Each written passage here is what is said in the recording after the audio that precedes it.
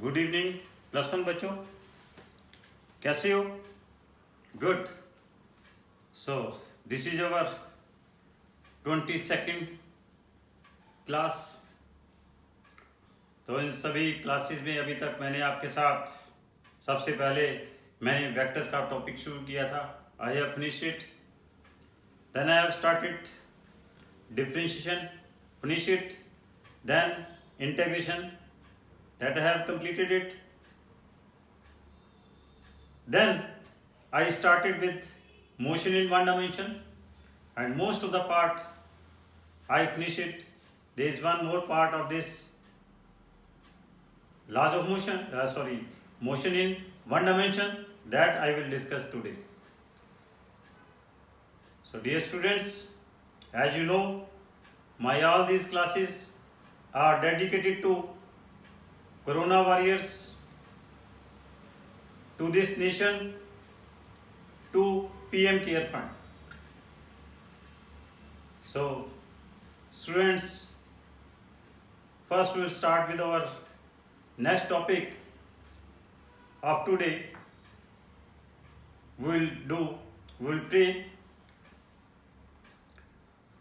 Om Dyo Shantirantariksha शांति पृथ्वी शांतिरापा शांतिरोषध्या शांति वनस्पते शांति विश्वदेवा शांति ब्रह्मा शांति सर्व शांति शांतिरेव शांति श्यामा शांतिरेदि। ओम शांति शांति शांति। सो बच्चों, नेक्स्ट जो हमारे पास टॉपिक है that is of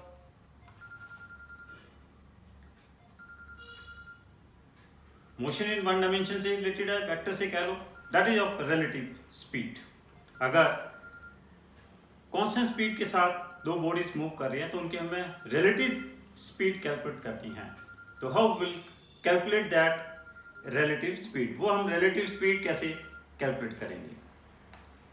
now what is the relative speed? Definition क्या है कि suppose we are having two bodies A and B which are moving on a straight line, and if we have to calculate the or we have to define the relative speed of body A with respect to body B, then it is defined as, कैसे define करते हैं? It is the rate of change of position of one body with respect to another body with time. It is the rate of change of position of one body with respect to another body with time. बच्चों, आज मैं आपसे मैं आपसे कहना भूल गया, आज वर्ल्ड इन्वायरमेंट डे है। So happy world environment day. And आज एक ऑथ भी लीजिए इस on this world environment day कि never use one time use plastic. Take oath, we will never use one time use plastic. Thank you. So relative speed, it is the rate of change of position of one body with respect to another body with time, that is called relative speed. Means कि suppose कर लो कि आपके पास एक path है, on this path there are two bodies A, another bodies B. ये आपके पास क्या है? ऑरिजिन है। This is the origin. At A, from A, body A is moving, which is at a distance x naught a from the origin.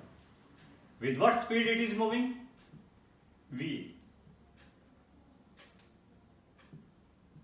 VA speed के साथ move कर रही है। body B is at a distance x naught b from the origin, and this body is moving with what speed? This body B is moving with a speed v. It is moving with the speed v. Now at this time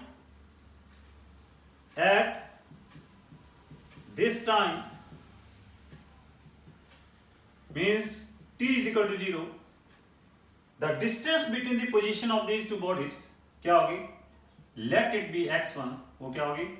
x naught b minus x naught a. Initially इन दोनों bodies के बीच में जो distance है वो कितना है? x naught b minus x naught a. Both the bodies are moving with constant speed v and vb. Suppose at any time t, body A comes here and its distance becomes from the origin xa. Body A यहाँ पे आ जाती है और इसका जो distance है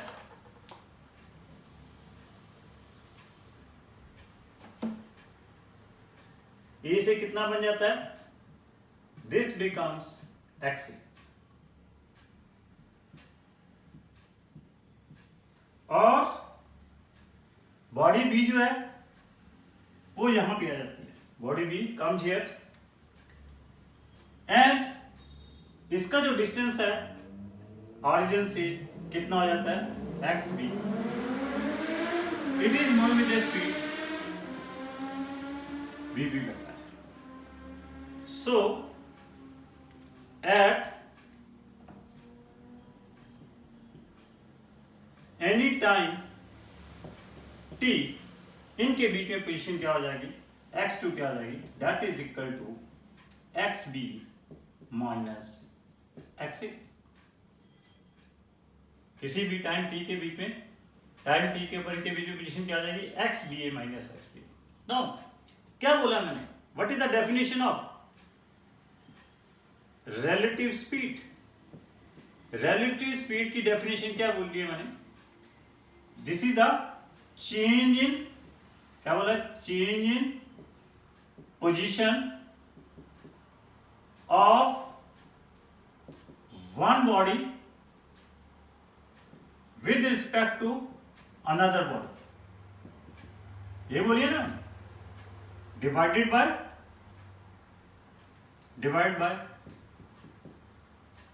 time. Clear? Change in position क्या है आपके पास? क्या आ गई? That is x2 minus x1 कितने टाइम में? t. x2 की वैल्यू क्या है? xb minus xa. x1 की वैल्यू क्या है? x naught b minus x naught a whole divide by t. Clear? No problem up to here. Now both the bodies are moving with a constant speed. So what is the value of x1? x1 क्या हो जाएगा? x naught a plus vat.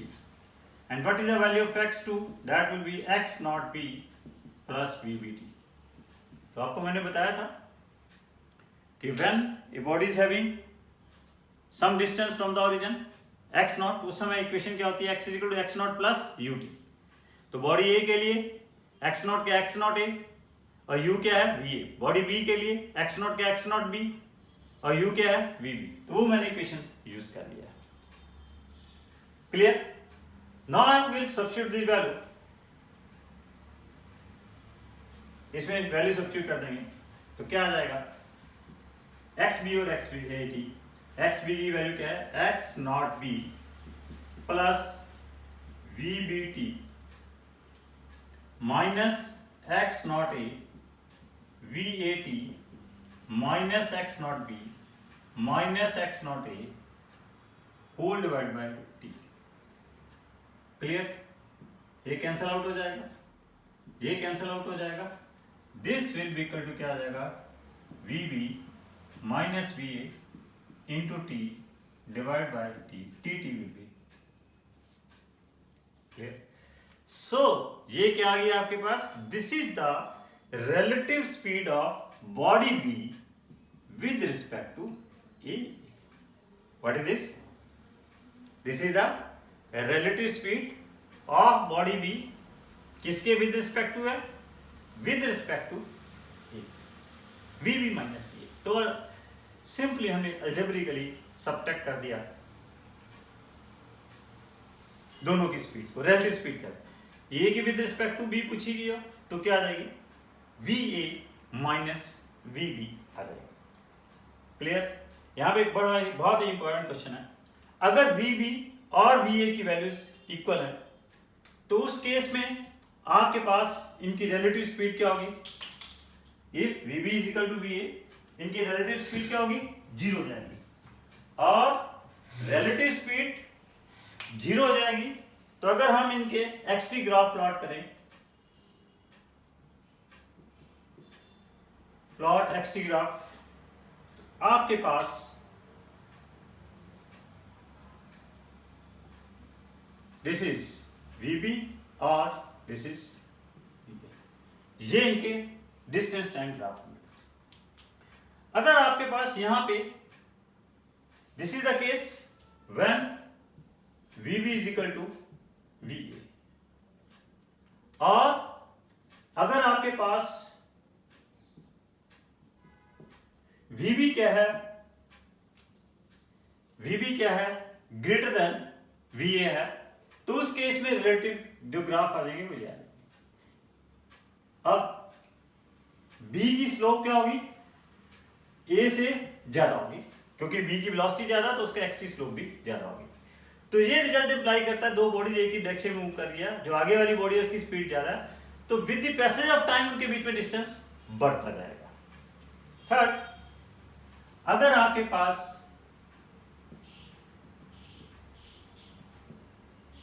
वीबी क्या है less than वीए है, तो उस case में B ए की स्लोप ज्यादा होगी और बी की स्लोप क्या होगी? कम होगी।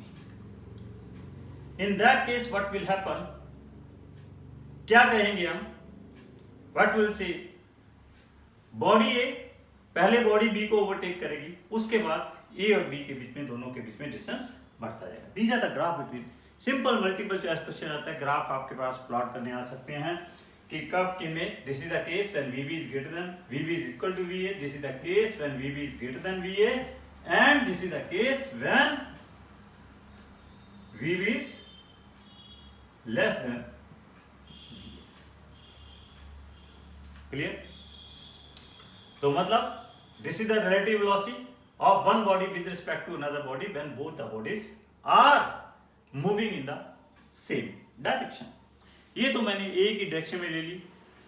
अब मैं इन जनरल बताऊंगा कि अगर दो बॉडीज हैं ए एंड बी कांस्टेंट स्पीड के साथ मूव कर रही हैं और आपने, ये जरूरी नहीं है कि वो एक ही डायरेक्शन में जा रही हो, उस केस में आपने रिलेटिव स्पीड कैलकुलेट करनी है, तो आप कैसे कैलकुलेट करोगे? How to calculate the relative speed?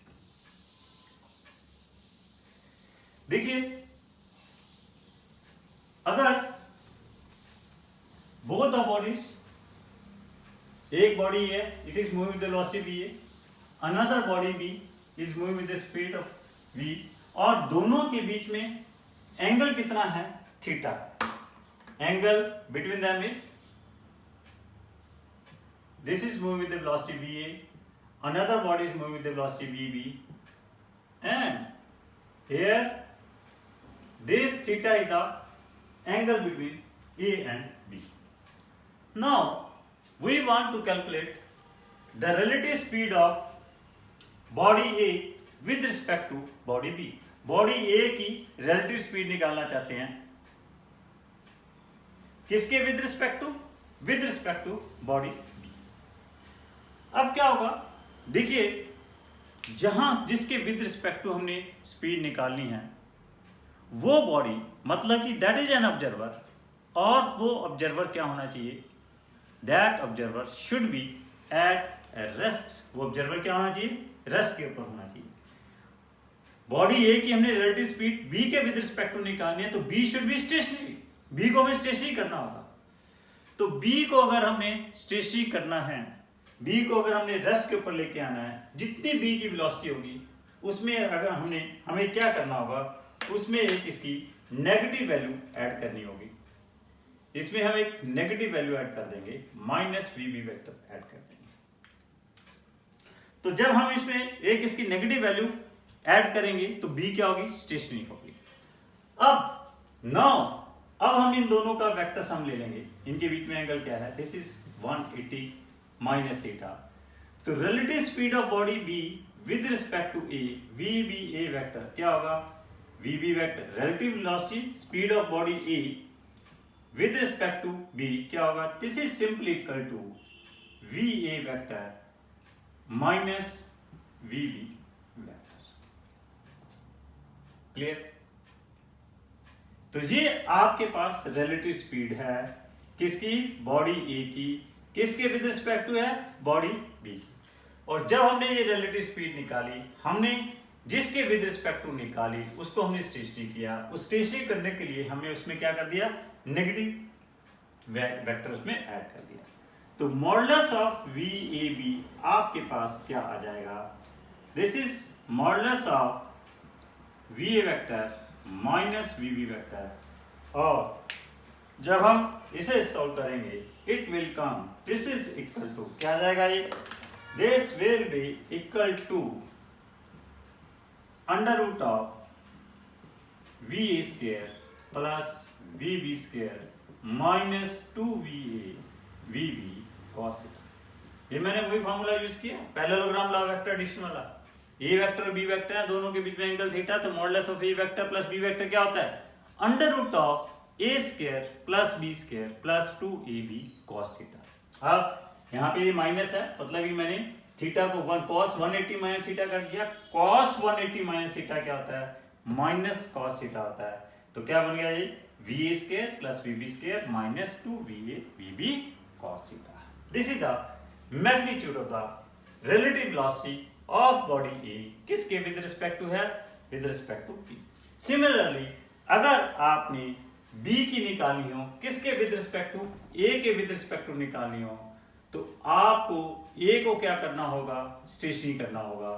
ए में आपको नेगेटिव वेलोसिटी ऐड करनी होगी ए की, और ये आपके पास क्या बन जाएगी, relative velocity of body B with respect to A. और वी बी ए वेक्टर क्या आ जाएगा, V B vector minus V A vector, modulus वही आ जाएगा under root of V A square plus V B square minus 2va vb cos theta. Clear? अब बच्चों पीछे वाले लेक्चर में मैंने क्या किया,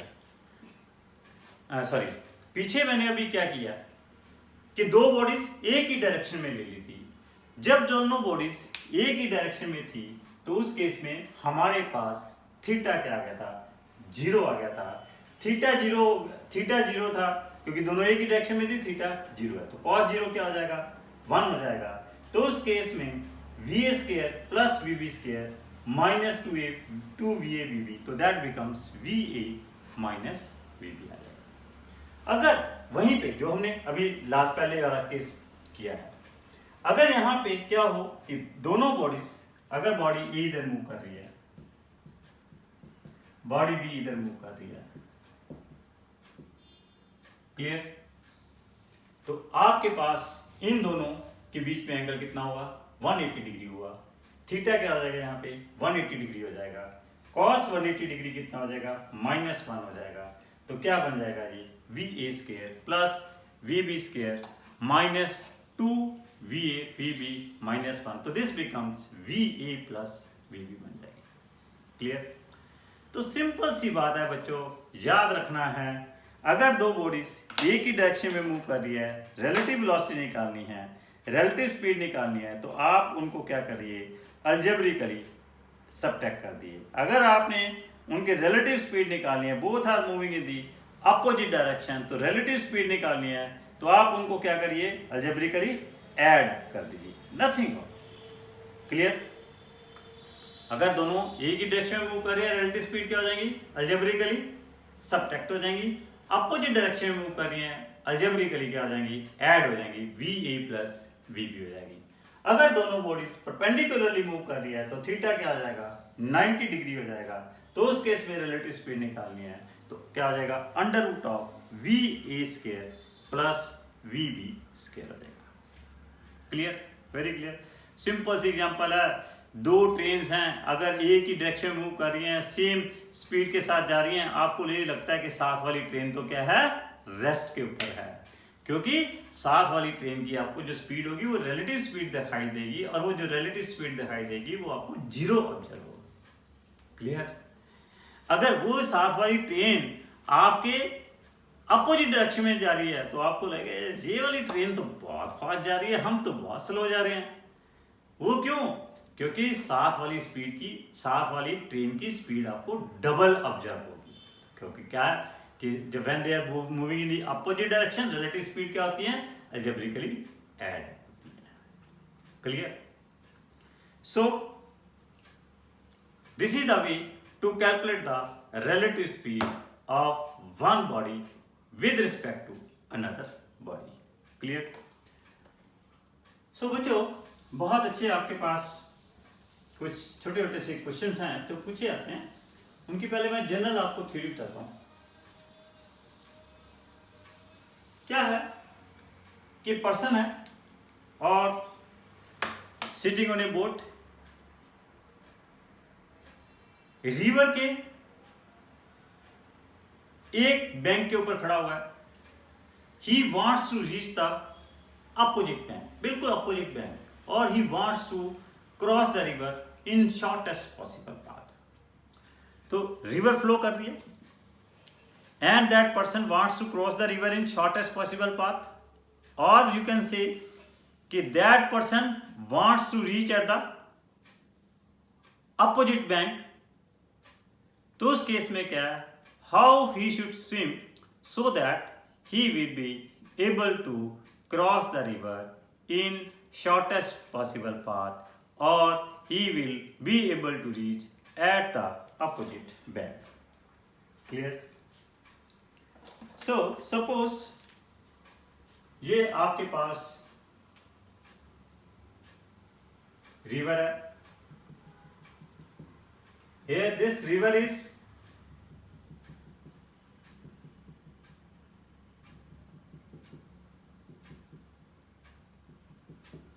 flowing in this direction with velocity vr. Vr is the velocity of the river. Now,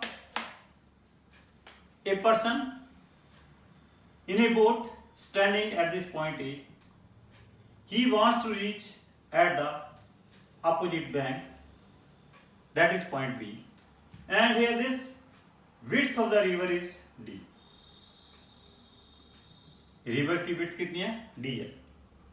और what is the velocity with which this boat can swim, or person can swim, or man can swim across the river? उसकी जो velocity है वो किस velocity के साथ वो swim कर सकता है।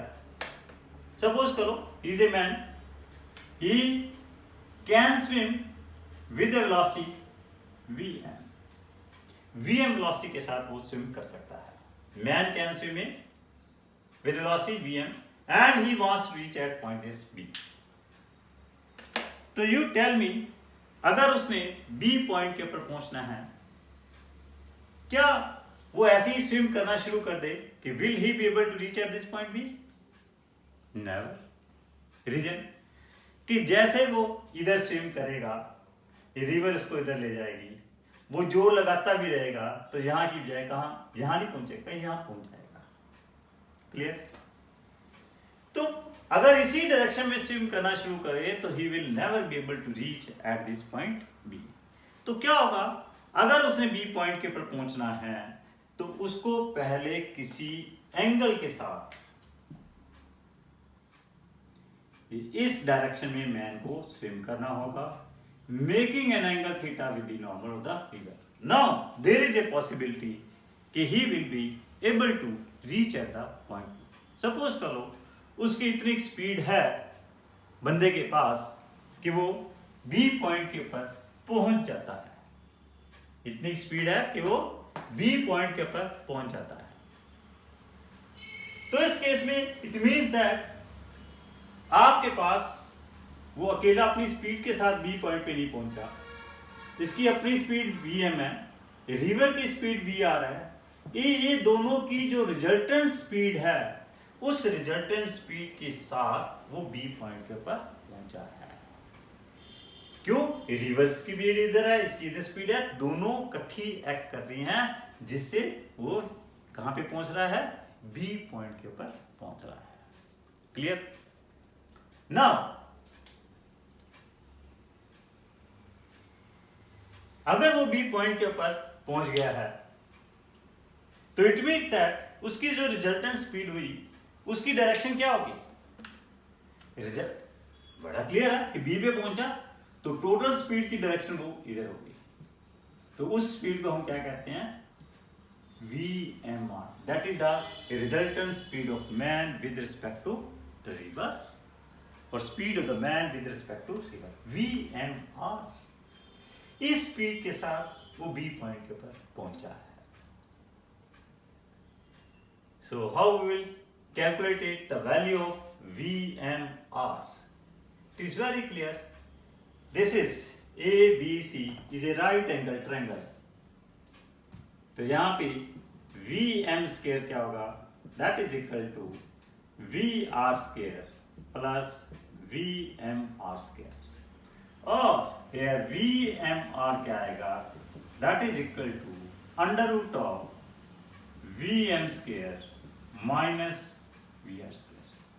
This is the speed, or this is the speed of the man with respect to river. He has crossed the river in shortest possible path or reaching the opposite bank of the river. River के opposite bank के ऊपर। Clear? Now पहला तो question आपके पास VMR calculate करना ही आ जाता है। दूसरा इस पार्ट में आपसे कैलकुलेट करना आ सकता है कि calculate the time in which he has cross the river in shortest possible path. तो it is very clear, time क्या होगा? टाइम क्या होगा? Distance upon speed. जो डिस्टेंस कितना है? डी उसने ट्रेवल किया है। ये डी डिस्टेंस किस स्पीड के साथ ट्रेवल किया है? VMR के साथ ट्रेवल किया है। तो time in which he has cross the river is T is equal to क्या होगा? डी अपॉन VMR, और this will be equal to क्या होगा? D upon under root of VM square minus VR square होगा। This is the time in which he has cross the river in shortest possible path. Third part इसमें ये पूछा जा सकता है, this is the first part, this is the second part. Third it can be asked कि calculate the direction in which he start swimming just to cross the river in shortest possible path, कि किस direction में उसने initially swim करना शुरू किया। तो वो cos थीटा निकालेंगे, थीटा निकालेंगे, तो cos theta will be equal to here क्या होगा? This is equal to VMR, या साइन थीटा हम निकालें, दिस साइन थीटा क्या आ जाएगा? That is equal to VR by VM। Here this is the angle theta, that is sin inverse VR by VM, जिसके साथ इनिशियली इसने swim करना शुरू किया। This is very very important जो बात बोल रहा हूं, ये जो एंगल थीटा है, ये थीटा एंगल किसके साथ है? This is the angle with the normal of the river के साथ है। ये थीटा एंगल है किसके साथ है? Normal of the river, river के फ्लो के नॉर्मल के साथ है। इसको आपने याद रखना है। अगर वो कहीं पे ये पूछ लेता है what is the direction with the flow of the river with which he start swimming just to cross the river in shortest possible path across the river, और ऐसे ही पूछ लेता है down the, that is also called down the stream. Down the stream मतलब ये सारा angle पूछ लिया। डाउन द स्ट्रीम मतलब ये सारा एंगल पूछ लिया, तो वो क्या हो जाएगा? जो भी यहां से थीटा आया उसमें आपको 90 डिग्री ऐड करना होगा। उसमें क्या करना होगा, 90 डिग्री ऐड करना होगा, तो वो क्या होगा 90 प्लस थीटा होगा। क्लियर। और आपसे ये पूछा जा सकता है कि अप द स्ट्रीम के साथ उसने क्या एंगल बनाया, can be asked up the stream, up the stream के साथ जो एंगल है वो ये होगा, वो क्या होगा 90 minus theta. Clear, very important. Down the stream के साथ क्या आएगा 90 प्लस थीटा, और अप द स्ट्रीम के साथ क्या आएगा 90 माइनस थीटा। और थीटा एंगल किसके साथ है, with the normal of the river के साथ एंगल है। थीटा किसके साथ है, with the normal of the river. Clear. So इस तरह से आपसे ये 3 पार्ट आपसे पूछे जा सकते हैं। एक ख्याल रखना, इसको VMR को हम जस्ट रिमेंबर, एक और चीज रखना, VMR को हम VM cos थीटा भी लिख सकते हैं। VMR can also be written as VM cos थीटा। कई दफा टाइम क्या होता है D/VM cos थीटा लिखा, क्यों, VMR डिवाइड बाय VM क्या है, that is cos theta, so VMR। और यू कैन से ये इसकी VM स्पीड है, VM sin थीटा इधर है, जो कि खत्म हो जाएगा, इससे ज्यादा कुछ नहीं होगा। This is VM cos theta, ये जो स्पीड होगी जिसके साथ एक्चुअली क्या है उसने रिवर को क्रॉस किया है। VM sin थीटा कंपोनेंट तो VR को खत्म करने में यूज हो जाएगा। VM sin थीटा जो इधर वाला कंपोनेंट है वो VR को न्यूट्रलाइज करने में, जो VR उसको खत्म कर रही है, VR को खत्म करने में यूज होएगा। जो उसको इधर ले आने की कोशिश कर रही है वो खत्म करेगा।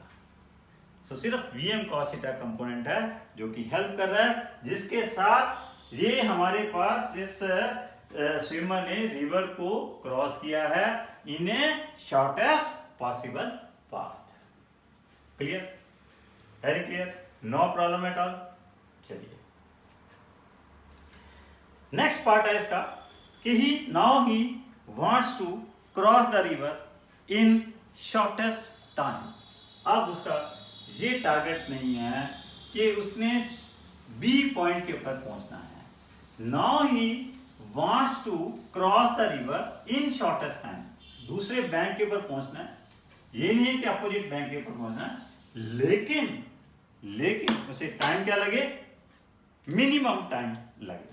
तो उसके लिए क्या होगा, अगर मिनिमम टाइम उसको लगना है तो what he has to do कि suppose here this way river is flowing, वैसे ही इस डायरेक्शन में फ्लो कर रही है, और वही किस स्पीड के साथ फ्लो कर रही है, river is flowing with a speed VR vector के साथ फ्लो कर रही है, और जो मैन है that is standing at this point A, और किस स्पीड के साथ वो स्विम कर सकता है, VM स्पीड के साथ स्विम कर सकता है। Now his target is not to reach at this point B, he has the target to reach at the opposite bank, कहीं भी पहुंच जाए, लेकिन जहां भी पहुंचे उसको जो पहुंचने में जो टाइम लगेगा, टाइम लगना चाहिए, that time should be minimum time लगेगा। पिछले वाले केस में क्या था, मिनिमम पाथ ट्रेवल किया था, अब इस केस में क्या है, उसको मिनिमम टाइम लगना चाहिए। तो इसके लिए बच्चों क्या है, what we have to do कि अगर उसने मिनिमम टाइम में रिवर को क्रॉस करना है तो इसका मतलब है कि उसको रिवर की परपेंडिकुलर डायरेक्शन में स्विम करना होगा। In this case the person और man has to swim perpendicular to the direction of the river. जिस डायरेक्शन में रिवर फ्लो कर रही है उसके परपेंडिकुलर डायरेक्शन में इसको स्विम करना होगा। तो इस डायरेक्शन में वो स्विम करेगा, रिवर इधर फ्लो कर रही है, रिजल्टेंट स्पीड क्या हो जाएगी उसकी, ये हो जाएगी।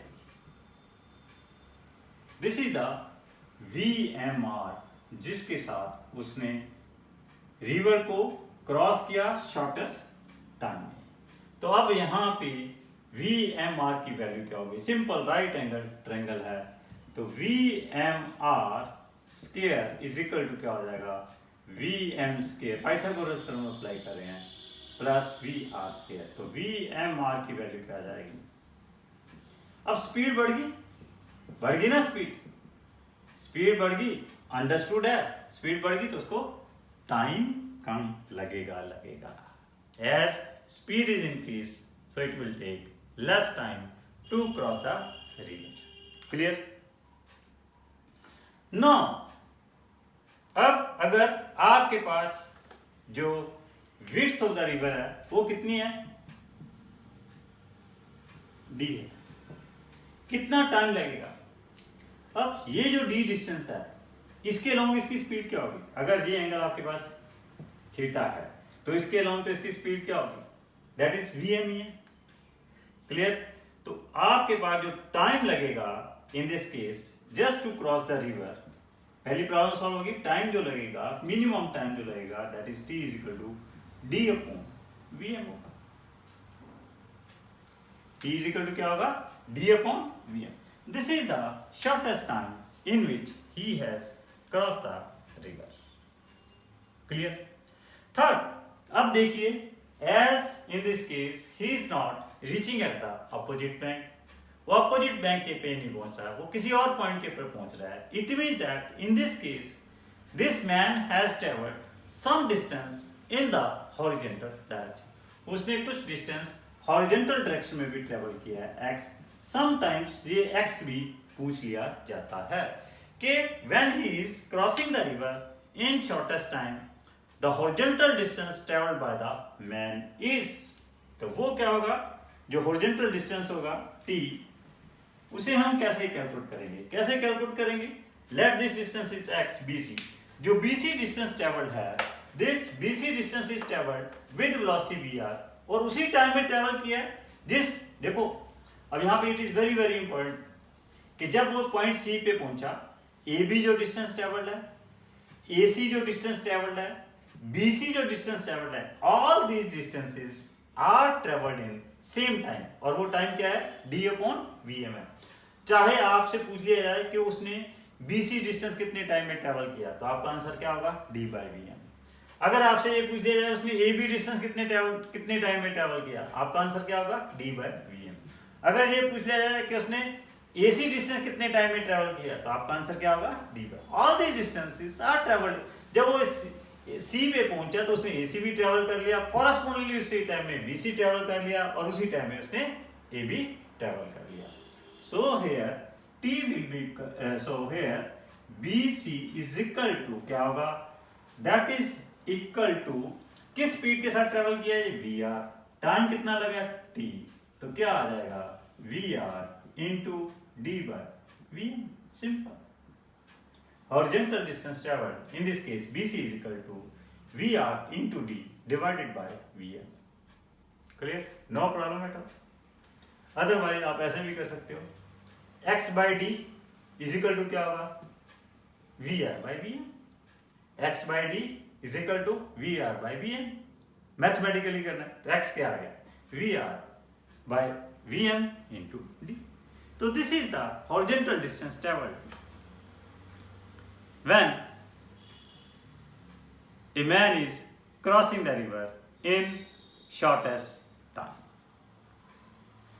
तो याद रखना है इनको, बस दो ट्रायंगल याद रखनी है आपने, दो राइट एंगल ट्रायंगल बन रही है, उन दोनों राइट एंगल्स ट्रायंगल में आपके पास बेस दोनों का ही क्या है, दोनों में ही बेस क्या है, vr है, और एक की हाइट क्या है, vm, और शॉर्टेस्ट टाइम के केस में हाइट vm है, और शॉर्टेस्ट पॉसिबल डिस्टेंस में हाइट क्या है, vmr है, और शॉर्टेस्ट पॉसिबल डिस्टेंस में हाइपोटेन्यूज क्या है, vm है, और शॉर्टेस्ट टाइम में हाइपोटेन्यूज क्या है, vmr। तो आप ये दो ट्रायंगल याद रख के कोई भी प्रॉब्लम जो है you can solve it. Otherwise it is very simple कि जब उसने शॉर्टेस्ट डिस्टेंस ट्रेवल करना है तो उसको किसी एंगल के साथ मूव करना होगा इनिशियली, और जब शॉर्टेस्ट टाइम में ट्रेवल करना है तो उसको क्या होगा, perpendicular to the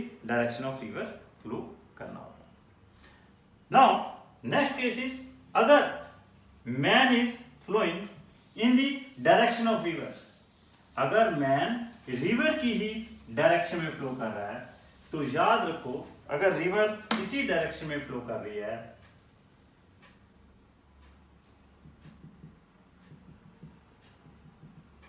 river is flowing in this direction और मैन भी क्या है, इसी डायरेक्शन में जा रहा है, man is also moving in this direction. तो इस केस में रिलेटिव जो आपके पास रिजल्टेंट स्पीड हो जाएगी बंदे की जिसके साथ वो नीचे जाएगा, वो क्या होगा, V R plus V M हो जाएगा। क्या हो जाएगा, V R plus V M हो जाएगा। अगर man is moving in the opposite direction, उस केस में इसकी स्पीड क्या हो जाएगी, V M minus V R हो जाएगी। अगर मैन इधर मूव कर रहा है, रिवर इधर मूव कर रही है, तो उस केस में इसकी स्पीड क्या हो जाएगी, V M minus V are.